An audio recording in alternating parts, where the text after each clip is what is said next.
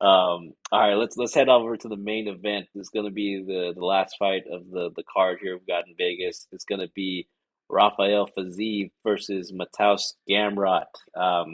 Very fun fight. I mean, these are top 10 lightweights, probably the best division in the UFC. Rafael Fiziev, 12-2, 4-1 in his last five, 30 years old. He's fighting Mateusz Gamrot, who's 22-2, 4-1 in his last five, 32 years old.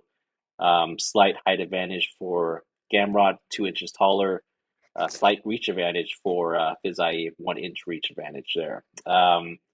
Odds wise, right now, Rafael Fiziev opened at a minus 175.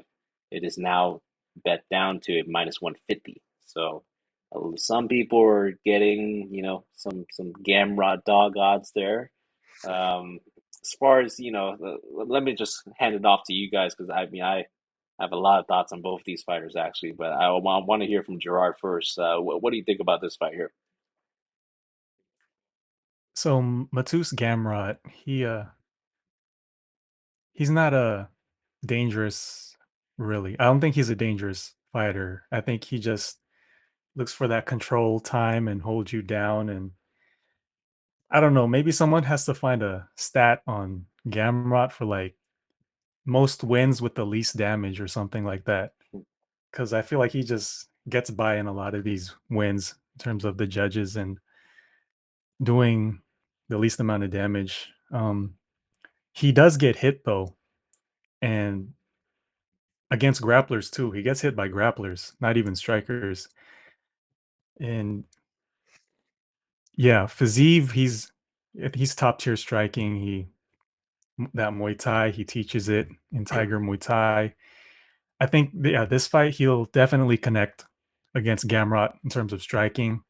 He's dangerous, and the only question is if he can defend the takedown against a Gamrot. But I think he'll have the strength and be prepared for those, especially for the clinching situations. I think he'll be all right there. Um, yeah, this fight, I can see Fiziev finishing Gamrot, but unless Gamrot can hold him down or control him through each round, I don't see Gamrot winning this. And I'm not sure if Gamrot has the judges in his back pocket this time in terms of just control time and no damage. So I'm average to high confidence Fiziev here, and he's definitely in my parlays. Nice. Nice. Alex, what do you think about the main event we got here? Yeah, I think completely agree with Gerard here. Like this guy Gamrot doesn't do anything. Like I really don't like his fighting style. Like this guy will just shoot for takedowns when he's tired. He'll shoot for takedowns when he's just trying to pin you against, the cage, try to get you down, just trying to get as much control time as possible and like win minutes that way. I guess which is a very smart way to fight if that's what you're good at and it helps you take as little damage as possible. But um I think if you're Fiziev, you know what he's going to do. So I think he's gonna have a good game plan for that. And right, I think what you said, like you think that he's gonna knock him out. I think so too. So yeah, I think I'm going Fiziev here, and with also average to pretty high confidence. So that's my pick. Awesome. Do you think Rafa is a parlay piece for you, Alex? I don't know yet, but we'll see. We'll see. For sure, for sure. Well, yeah, let me tell you guys my thoughts on this. I mean, it's kind of similar to what both of you guys said. I mean, Rafael Fiziev, world-class Muay Thai slash kickboxer. I mean, he has all the stand-up skills and accolades in the world. What I really like about him is, especially in rounds 1 to 2, really pushes that pace. I mean, he looks really world-class in his striking. The only guy that really kind of made him struggle a little bit was Justin Gaethje, and but we all know Justin Gaethje is probably the best striker at lightweight. I think that was a really good matchup, and he actually that was a really close fight that he fought Justin Gaethje with. Justin Gaethje won majority decision. A lot of people were thinking that Fiziev won 29-28. So there's a lot of varying scorecards on social media and all that. So very close fight there. Um, the one thing that I do like about Fiziev here is this is he already has 5 round experience. He fought RDA in a 5 round fight, and I think that he actually looked decent in the later rounds. I mean, he's kind of notorious for pushing a good pace rounds 1 and 2, and then kind of dropping off round 3, getting a little tired from that. But I think that he managed his gas tank a little bit better in that RDA fight, and I think that's going to prove really well to him in this fight because I think he's going to have that 5 round experience in his bag and he's going to face, a similar kind of pressure grappler, albeit like an older fighter in RDA, right? But he's going to face a similar kind of style in Gamrot here. Um, Once again, 90% takedown defense. I mean, 90%, he's going to be able to stuff a lot of these takedowns that Gamrot's going to do.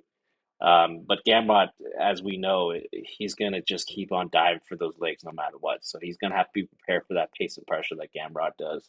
I mean, Gamrot has insane pressure in terms of in my opinion. He's going to keep on shooting takedowns until the fight is over. Even if he's losing or winning, he's just going to keep on doing that. Great durability, in my opinion, also great recovery because when he does get hit, I mean, this guy gets knocked down like every fight. I think that but he just springs up, right? Like nothing happened. Like just gets up and then just like fights 100% again and try to dives for your legs. So, the real question is for me, like, can he keep on take that? Can he keep on taking that damage especially against a guy like Rafael Fiziev, right? Do you want to play that game against a guy like Fiziev, who's a world class striker? Over 5 rounds? I think probably not. I don't think you want to play that game because I think that's a recipe for disaster, a recipe for a loss. In a 3 round fight, I could potentially see the case for Gamrot at those dog odds, right? You're getting a pretty insane pressure grappler for 3 rounds, but this is going to be a 5 round fight. And in order for Gamrot to, I think, cash those odds, he has to be perfect for at least 20 minutes, like at least 4 rounds, right? Where all the judges agree with what he's doing for 4 rounds. I'm not sure if he can get there against Rafa for 5 rounds, right? This is going to be a two. He's going to have to be too perfect, I don't think, and I don't think he's going to be able to be that perfect. There's just too much of a skill and technique discrepancy on the feet, in my opinion. And as we've been seeing throughout these, fights, I think the judges have been leaning towards damage and damage more over control time, right? Like they're not liking this, you know, like boring like clinch grappling fesses, nut hugging. Like no one likes to see that shit. So I think that they're definitely pushing for Zeev here if it gets to the scorecards.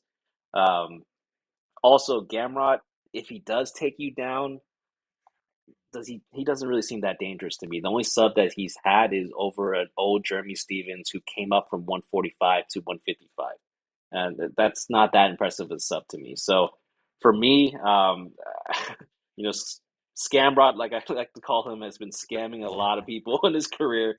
He's had a lot of questionable dubs, good matchups, and two. I mean, like I'm going with Fiziev here. I think all of the karma is going to come back to him. I think Fiziev is going to probably knock this guy out in like round 4 or something. I think that his time is up. He's going to be done scamming people. That's for sure. Scamrot. I get scam Rob, bro. I hope he gets knocked out, bro, because he's been scamming a lot of people out here. All right, so yeah, parlay piece for me. That pretty much does it for the whole card. I think did a pretty good job kind of breaking down the card.